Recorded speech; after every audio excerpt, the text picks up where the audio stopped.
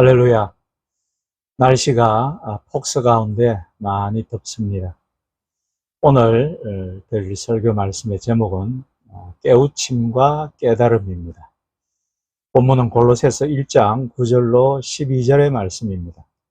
이로써 우리도 듣던 날부터 너희를 위하여 기도하기를 그치지 아니하고 구하노니 너희로 하여금 모든 신령한 지혜와 총명의 하나님의 뜻을 아는 것으로 채우게 하시고 주께 합당하게 행하여 범사에 기쁘시게 하고 모든 선한 일에 열매를 맺게 하시며 하나님을 아는 것에 자라게 하시고 그의 영광의 힘을 따라 모든 능력으로 능하게 하시며 기쁨으로 모든 견딤과 오래 참음에 이르게 하시고 우리로 하여금 빛 가운데서 성도의 기업의 부분을 얻기에 합당하게 하신 아버지께 감사하게 하시기를 원하노라.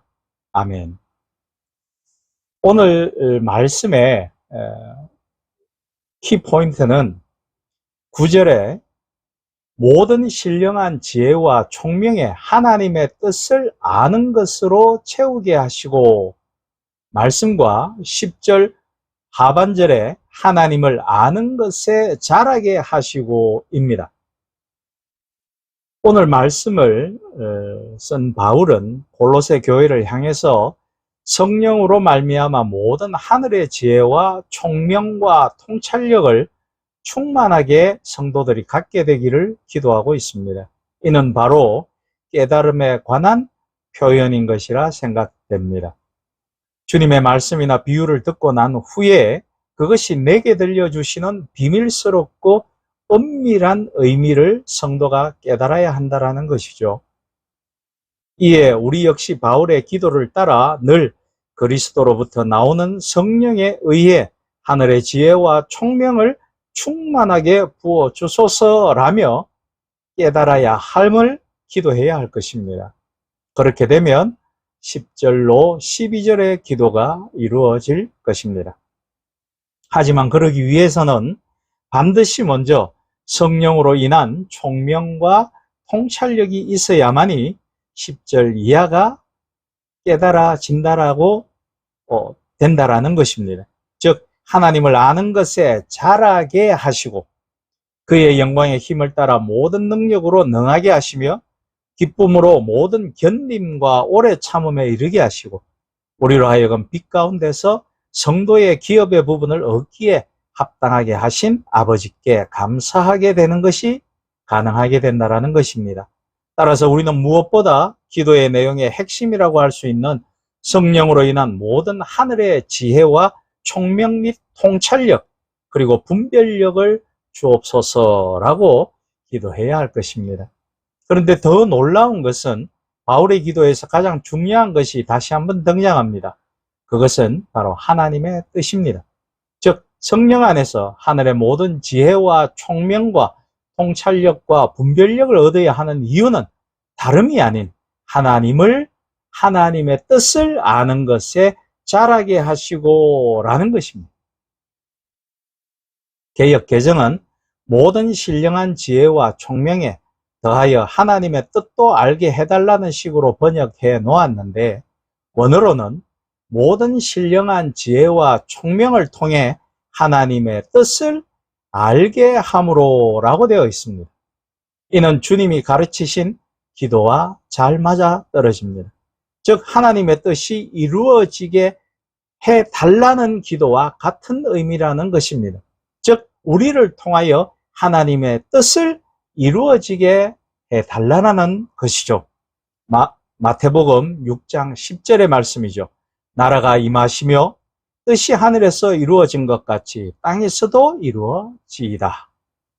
성도의 삶이란 나의 모든 삶 가운데서 하나님의 뜻을 알아 그 뜻대로 내 삶을 일치시킨다라는 것을 말합니다. 사실 그것이 전부이죠. 성령의 인도하심을 받아 산다라는 말도 하나님의 뜻이 내 삶에 이루어지도록 한다라는 말씀과 같은 의미인 것입니다.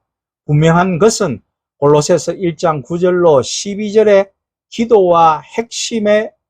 기도의 핵심의 목표는 결국 하나님의 뜻을 아는 것에 귀결되고 있다는 겁니다. 이를 위해 성령의 충만함으로 인한 하늘의 모든 지혜와 총명이, 즉 깨우침이 필요하고, 이제 하나님의 뜻을 안 후에 그 뜻대로 행함이 10절로 12절의 말씀으로 이어지는 깨달음에 이르러야 한다라는 것입니다. 바로 이 깨닫다는 깨다와 닫다가 어우러진 말입니다. 깨다는 잠에서, 꿈에서, 그리고 미몽에서 깨어나는 것처럼 살아 숨쉬며 움직이는 현실에 다시 눈을 뜨고 건너오는 것입니다. 즉 깨다는 잠을 자고 꿈을 꾸듯 흐리고 불명확하던 나의 삶에서 눈을 뜨고 정신을 차려 맑고 또렷한 선명한 삶을 찾아가는 것을 말합니다. 닫다는 있는 힘을 다하여 내딛어 달려간다라는 뜻이죠.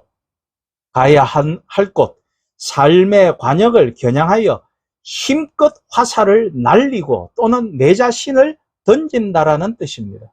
결국 깨닫다는 흐리고 멍청하던 나의 삶에서 정신을 차리고 맑고 또렷한 선명한 삶으로 건너간다. 선명한 삶으로 향해 나아간다. 곧장 진리의 관역을 겨냥하여 죄의 길에서 벗어나 내달린다라는 뜻입니다. 깨닫다라는 말은 알다라는 말과 질적으로 다릅니다. 손으로 만져보고 눈으로 보며 입으로 맛보고 코로 냄새를 맡고 귀로 들으면서 부지런히 노력하면 어느 정도 길을 알 수 있을 것입니다. 그런데 깨달음은 노력한다고 시간이 지나면 자연스럽게 연수만 채우면 찾아오는 것이 아닙니다. 많은 분들이 오랫동안 예수님을 믿고 3대, 4대 신앙의 세대를 거쳐 오면서 자신들은 예수에 대해서 너무나 잘한다, 이 진리에 대해서 너무나 잘한다고 착각하는 것이 바로 그것인 것입니다. 깨달음을 얻을 수 있는 유일한 방법은 오로지 말씀을 듣고 자신의 마음을 깨끗이 비워서 그 깨끗한 마음 가운데 주님의 말씀을 담아서 그 속에 온전히 그리스도가 살아 숨쉬고 오로지 그리스도로 채워지는 것을 뜻하는 것입니다. 말씀에 순종하지 못하고 불쑥불쑥 고개 들고 일어서는 진리의 관역을 벗어난 죄에 대한 욕망을 잘라버리고 유혹에 흔들림 없는 마음을 날마다 실천할 수 있는 바로 그러한 신앙이 깨달음에 이르는 신앙이라고 볼 수 있는 것이겠죠.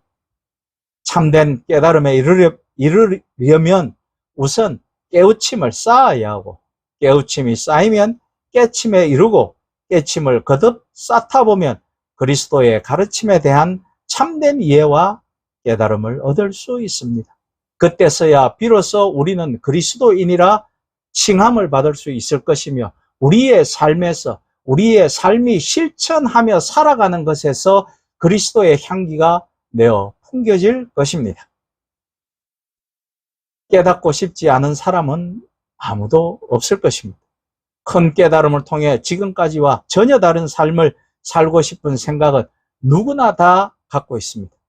문제는 깨달음을 얻기 위해 노력하지 않거나 깨달음에 이르는 길을 쉽게 알려고 한다는 데에 있습니다.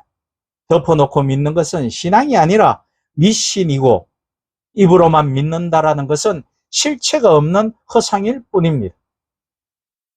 우리들의 대부분은 평소에는 하나님의 뜻에 대해 그다지 관심이 없습니다. 내 삶이 급하니까 말씀이죠. 세상의 삶에 우리의 대부분이 속해져 있기 때문이죠. 그러다가 인생의 진로를 결정해야 할 때, 또는 일륜지 대사인 결혼을 앞둘 때, 이사를 가야 하는지 말아야 하는지 그런 것을 따질 때, 너무나 슬픈 사건을 당했을 때, 그러면서 주의 뜻이 어디에 있는지 도무지 손에 잡히지 않고 가슴에 와닿지 않을 때, 감당할 수 없는 큰 고난을 겪었을 때, 그러한 때에 사람들은, 믿는 자들은 하나님의 뜻을 묻고 또 찾고 싶습니다. 물론 그때 많은 기도를 드릴 것입니다. 그러나 성경에서 말하는 하나님의 뜻은 특별한 때뿐만 아니라 우리의 평소의 모든 삶을 위한 것입니다. 따라서 늘 주의 뜻을 알기 위해 찾고 구하고 문을 두드려야 깨우침에 이를 수 있고, 그 깨우침이 깨달음까지 연결이 된다는 것입니다. 그래서 바울은 로마서 12장에서 하나님의 뜻은 우리의 삶 전체에서 찾아야 한다는 사실을 우리들에게 간곡하게 당부하고 있습니다. 그러므로 형제들아, 내가 하나님의 모든 자비하심으로 너희를 권고하노니 너희 몸을 하나님이 기뻐하시는 거룩한 산제물로 드리라. 이는 너희가 드릴 영적 예배니라. 너희는 이 세대를 본받지 말고 오직 마음을 새롭게 함으로 변화를 받아 하나님의 선하시고 기뻐하시고 온전하신 뜻이 무엇인지 분별하도록 하라라고 말씀하고 있는 것입니다. 성경의 진리는 우리 인간들이 지켜야 할 하나님의 뜻을 알려줍니다. 은혜의 모든 방편은 사실 하나님의 뜻을 알도록 하기 위해 우리에게 주어진 선물들입니다. 성도의 소망 역시 궁극적으로는 하나님의 뜻이 하늘에서 이루어진 것 같이 이 땅에서도 이루어지기를 바라는 것입니다. 우리가 죽음을 지나 천국에 들어가거나 나중에 영광의 부활체를 입고 이 땅에 서게 되면 우리는 영원토록 완전하게 하나님의 뜻을 행하며 살게 될 것입니다. 기도를 통해 하나님의 뜻을 바꾸려고 하지 않기를 바랍니다. 우리의 죄악된 속성을 양해해 달라고 기도하지 않기 바랍니다. 욕심을 이루어 달라고 기도하지 않기 바랍니다. 하나님의 용서하심을 믿고 과감히 저지르는 용서받지 못하는 죄를 짓지 않기를 바랍니다. 그 대신 나를 향한 하나님의 뜻이 무엇인지 알기 위해 모든 신령한 지혜와 총명 그리고 깨우침을 구하시는 기도를 드리시기 바랍니다. 그래서 주의 뜻을 안 후에 그 뜻을 이루어 드리기 위해 내 모든 것을 바치는 깨달음에 이르기를 소망합니다. 그 뜻이 내게는 순교를 당하는 것이라 할지라도 감당하시기를 바랍니다. 그것이 성도에게 마땅한 신앙의 자세요, 본질이요, 삶일 것입니다. 기도는 하나님의 뜻을 바꾸려 하는 것이 아니라 도리어 내가 하나님의 뜻을 깨닫고 하나님의 뜻 가운데 행하기 위한 것입니다. 하나님의 뜻이 우리의 믿음과 순종을 통해 이루어지면 그곳에는 하나님의 나라가 이루어집니다. 따라서 평강과 사랑과 거룩함과 감사가 넘치게 됩니다. 하나님께 임하시고 친히 우리의 삶과 영혼을 책임지십니다. 반면에 주의 뜻이 이루어지지 않는 곳에는 언제나 분열과 미움과 교만과 더러움과 죄와 폭력 그리고 거짓과 부정이 난무하는 땅이 됨을, 장소가 됨을 잊지 말아야 합니다. 우리는 하나님의 뜻 안에서 태어나 하나님의 뜻을 이루도록 거듭난 사람이 되었습니다. 주 예수께서 자신의 생명을 바쳐 우리의 죄값을 치러주신 이유 역시 우리로 하여금 하나님의 뜻을 이루라고 그렇게 하신 것이며, 심지어 만왕의 왕이 되시고 만유의 주가 되셔서 성령을 보내어 주심도 우리의 삶 전체에서 하나님의 뜻을 이루어 나가라고 보내어 주신 것입니다. 그러므로 우리의 삶의 궁극적인 성패는 오늘이라는 날에 날마다 순간마다 하나님의 뜻을 찾아 그 뜻을 이루어 드리는지 그러지 못한지에 달려 있을 것입니다. 그러므로 하나님의 뜻을 깨우쳐 그 뜻에 순종함이 오늘을 사는 우리 성도들의 최고의 관심이어야 하며 그 깨달음으로 우리의 현재의 삶의 최고의 목적이 되어야 할 것입니다. 우리는 복음 안에서 성령의 풍성한 역사 가운데 하늘의 모든 신령한 지혜와 총명을 얻어 하나님의 뜻을 깨닫기를 끊임없이 추구해야 할 것입니다.